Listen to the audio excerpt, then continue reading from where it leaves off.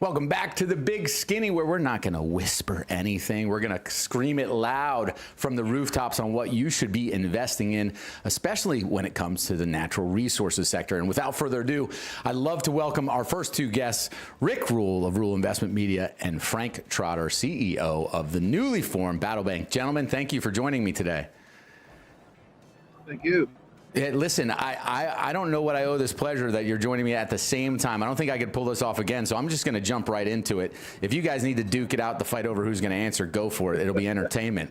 You know, Rick, you taught me early on you're a contrarian or a victim, which means you love to invest in things that other people hate.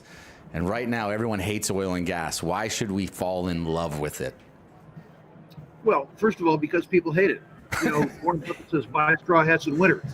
Well, this is winter for the oil and gas business. Despite the public perception, oil and gas business is generating record free cash flow. They're making a mistake, in my opinion, in the sense that many companies are deferring their sustaining capital investments and returning that capital to shareholders. The shareholders like that. But on a global basis, we're deferring $2 billion in sustaining capital investments every single day.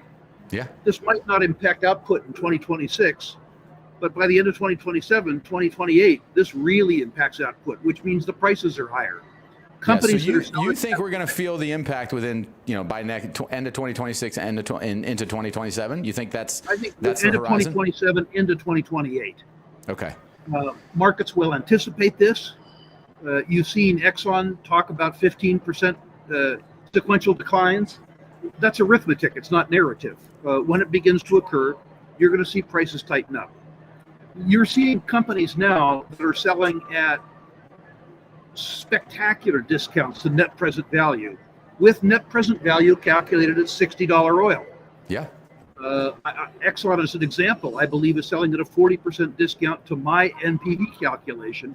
And I think the NPV of Exxon doubles or triples in the 3 to 4 year time frame. Buying an NPV double at a 40% discount on the biggest and best oil company in the world with a 3.5% dividend, my idea of a good time.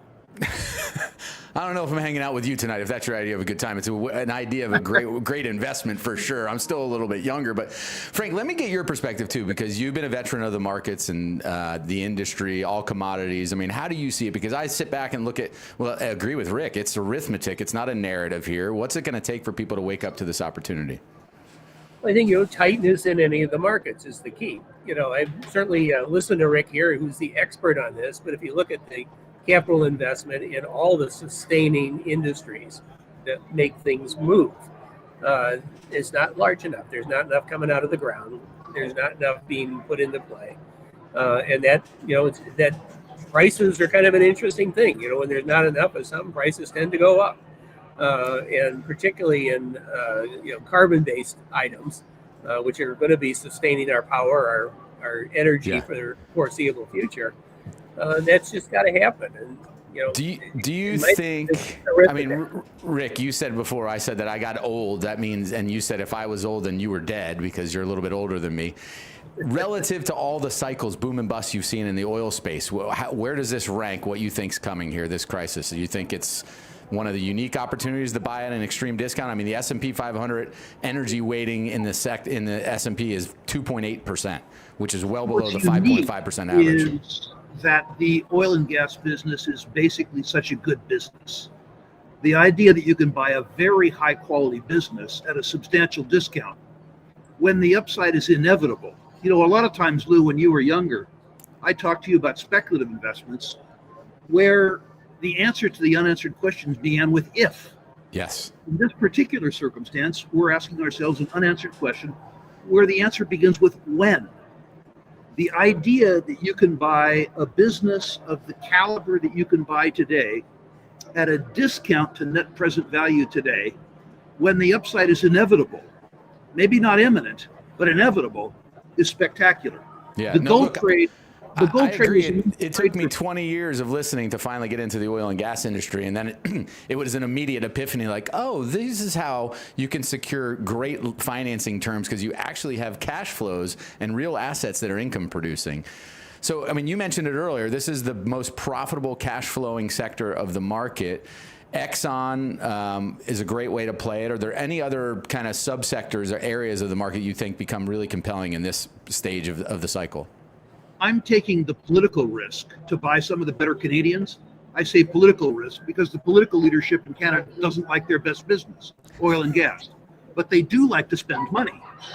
And if you assume that the best source of money that Canada has is the oil and gas business, perhaps they overcome their distaste for making money in the hopes of buying votes. If that's true, then the whole Canadian oil and gas sector, which has more proved undeveloped locations than the American sector and is selling at a discount, generates huge utility. As you know, Lou, I used to specialize in the sub-billion-dollar market cap space. I don't need to. The biggest and the best companies in the space are selling at substantial discounts to NAV that have to rise. Yeah. So there will come a time when I talk to you about sub $2 billion, sub $1 billion market cap space, but I don't need to go there today. Yeah, it's interesting. It's an interesting setup, right? Because everyone now is bemoaning the fact that the Mag 7 are trading at such steep valuations. You got to start looking in the small cap, mid cap space, biotech, even micro cap. Here in the oil and gas sector, you can look at the big boys. I mean, it's as if NVIDIA, Apple, Microsoft, Amazon were trading at these discount to net present values, and you could scoop them up. So let me pivot here because we got to get to the more important things, what's going on at BattleBank, but I think the good segue there is to get into gold, right? Is the gold rally done? Net outflows from gold and the rolling 4-week average went the opposite direction. I know you guys you're at the New Orleans Investment Conference, which is notorious for, some would say gold bugs, I would say aficionados or collectors. What's your outlook on gold from here? Lou, the easy money's been made. The move in a commodity from hated to tolerated is the easy money. If you're a commodity investor or speculator, you learn to love hate. You steer towards hate. Gold is no longer hated. But if you look at history, gold has done well when people are concerned about the deterioration of the purchasing power of fiat instruments. And anybody who isn't concerned about the deterioration of the purchasing power of the US dollar isn't paying attention. I believe personally that the US dollar loses 75% of its real purchasing power, absolute purchasing power, over 10 years. The same thing that happened in the decade of the 1970s. If I'm right, then I would suspect that the gold price, the nominal gold price, the US dollar gold price, reflects on the upside the deterioration of the purchasing power of the dollar on the downside. What could cause me to sell gold? Well, a balanced budget. Yeah. Sorry, wait a minute. A balanced budget? That's preposterous. I think I have a better chance of seeing Jesus tomorrow than a balanced budget. Some sense that we could service $38 trillion in on-balance sheet liabilities. Some sense of a political accord that would reduce $120 trillion in net present value of unfunded entitlement liabilities. If you solve those three problems for me, I would sell my gold. I won't hold my breath, Lou. I if you wouldn't look at either. that, and Lou, if you look at that flow graph that you have up on the screen right now, or maybe you could put it up there, even with that flows going outbound, the price is holding in there. It's not necessarily that this is going to happen in the next 3 weeks or the next 2 months, but over the period of time, we're not seeing any political will to change how government funds itself, or in this case, doesn't fund itself, or any unfunded liabilities. It just keeps growing. And the old saw, of course, is your gold price isn't going up, your dollar price is going down. And so gold kind of holds its value. I did go out on Seville tailors the other day to see what a suit would cost off the rack. Not one where they're going to custom make it for 10 or 20 grand. Guess what? It's $4 grand. And the old saw again is the gold. 1 ounce of gold buys a fine men's suit, and there it is. It's right. I don't know. I'm going to have to go get some more fine suits than that, man. Wow, $4 grand for a nice tailored suit. Let's pivot a little bit into, because Frank, you guys were instrumental in launching EverBank, which was the first branchless, fully digital. I mean, before fintech was a thing, you guys were the pioneers in fintech, and you provided everyday Main Street Americans with ways to leverage gold through certificates of deposit, foreign currencies. Why don't you talk about that a little bit and what you're doing at BattleBank? Because if I'm incorrect, correct me. You've brought the band back together to disrupt the banking space again with BattleBank. I think that's exactly right. Once we sold EverBank to TIAA, they were nice enough to abandon our target market and de-emphasize their products. They needed to serve their 1.5 million clients, and that's great. What we're coming back in here, we will definitely be dealing in precious metals. You can buy, sell, deliver, store precious metals at Battle Bank. Interestingly, you can borrow against them. We did not do that at EverBank. And what this really is kind of like a home equity line of credit, except it's a metals equity line of credit. Your friend Jason calls it a MELOC instead of a HELOC. It gives you 5 years. You can borrow against it. You can pay it down. You can borrow against it, pay it down. It kind of looks like a margin loan at a broker-dealer. We'll also be offering those foreign currencies deposits, either in money markets or certificates of deposit, and some principal protected. You wrote about a few of those back in your days at Agora. Yeah, no, I mean, look, I think the principal protected product is one that's still unique, right? I mean, I think about the old structured ones out of the bulge bracket banks where we're just a rip-off on fees. You guys are very adamant, lower fees, higher yields returned to investors. Talk about your depositors first mentality. Our deposit, that central checking account, which is a high yield cash account, this is one account. It's a savings account. It's a checking account. You can do anything and everything with it. And people are saving cash there. They're buying precious metals. They're diversifying into foreign currencies. And we're also offering retirement accounts that are really your retirement accounts. You go to, any of the financial supermarkets, you can buy mutual funds, stocks, and bonds, and that's great. Maybe you should do that. But there are a lot of other things that are legal in a retirement account: multifamily housing, crypto, hard money loans, private equity. And a lot of those other, if you go to Schwab and say, hey, I'd like to own a 4-flat down the block, they're going to say, no way. Same thing with Fidelity, same thing with Vanguard. And it's really giving people an option to do what they want to do with their own money. Kind of an odd concept, I know, but this is where we philosophically like to be. Yeah, and what we really are is a community bank that is for a community, not defined by geography. We sort of laughed and said, normally you open a bank, you draw a circle around a branch, and you serve that circle. But we had to draw a rectangle to get in all of North America. And that's what we're going to be serving. That's our community, which is nationwide and Canada, and people who are philosophically aligned with how we look at things as opposed to geographically aligned with where our location is. Yeah, no, I love it. Innovative again, even when you guys don't have to be. Rick, so talk to me about what are next steps, because I know there was a little bit of regulatory issues getting the bank off the ground, but we're past that hurdle. I came out of the FINRA world just before I got into oil and gas, so I know the wonderful slow pace of the bureaucratic regulatory machine. Let's not cry over spilled milk. The truth is, it was longer an organization than it should have been. So we bought a bank. We short-circuited the regulatory problem by buying a bank. We asked the regulators for permission to add capital to the bank, and they kindly acquiesced to that. Now we're shaking in those systems with our own money. You only get one chance to make a good impression. So we're shaking in the systems with our own money. I suspect that we'll be open to at least to our waiting list in January. Yeah. It was really fun. Last Monday we had a board meeting, and I noticed halfway through the board meeting we were actually talking about banking.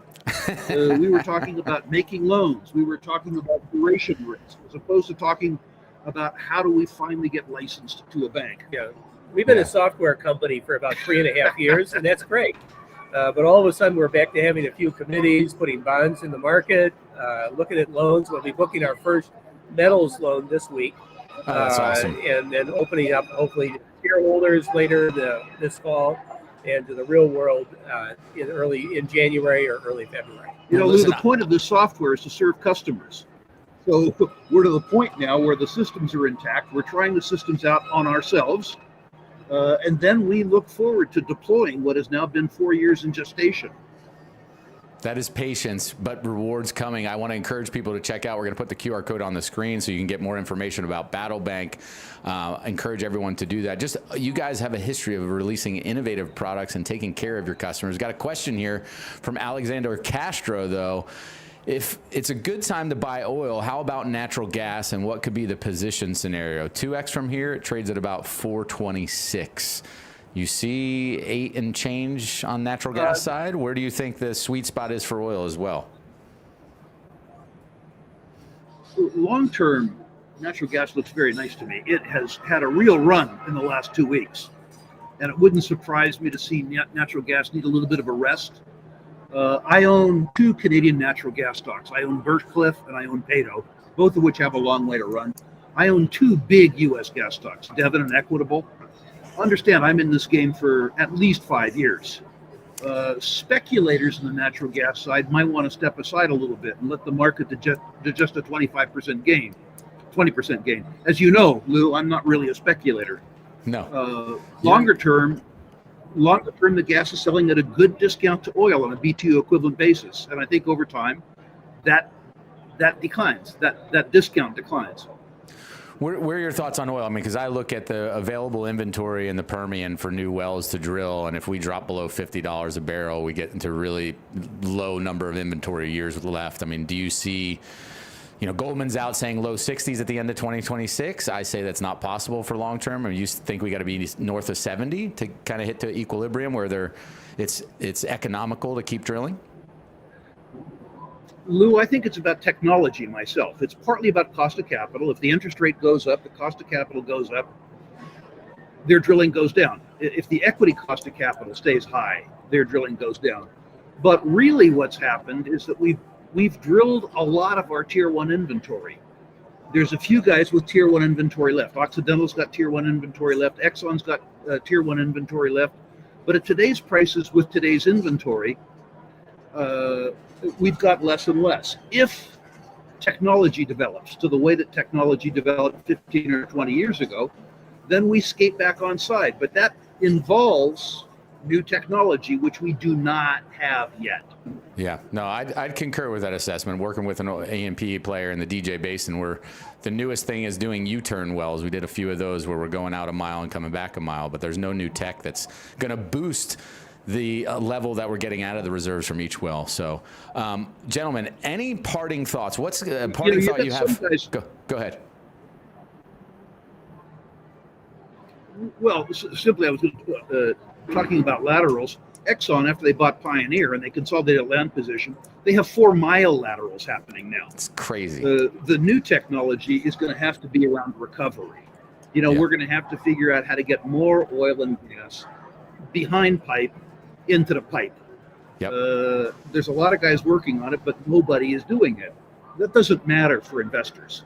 What investors need to know is when the big thinkers say that the half-life of oil demand is to 2030, that's wrong.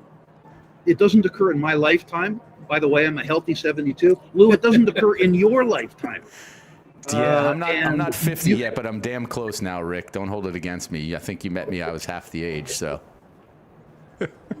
You've got a newborn, Lou, so maybe. Yeah, well, that also shows I'm a speculator and not maybe the brightest guy, right? Starting over, making sure that I got to work really long.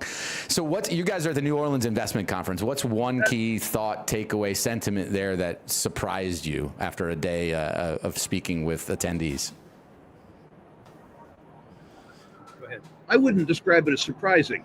But I have to say that it's easier to talk about gold paradoxically at $4,000 than it was at $2,000. Gold is, one could say precisely half as attractive, being doubled in price, and the interest is 4 times as high. Such is life. Yeah. Mercifully, both Frank and I were able to stand on the podium and talk to people who were here 2 or 3 years ago and say, I told you so.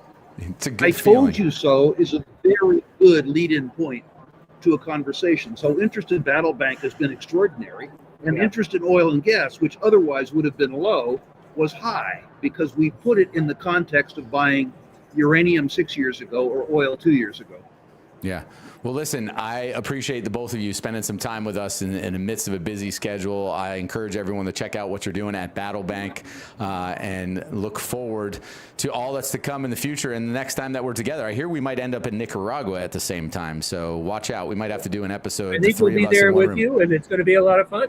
Yeah, looking forward to it. Well, gentlemen, thank you again. I know your battery's about to run out, so just in the nick of time. Thanks for joining us once again on The Big Skinny. Thanks so much, Lou.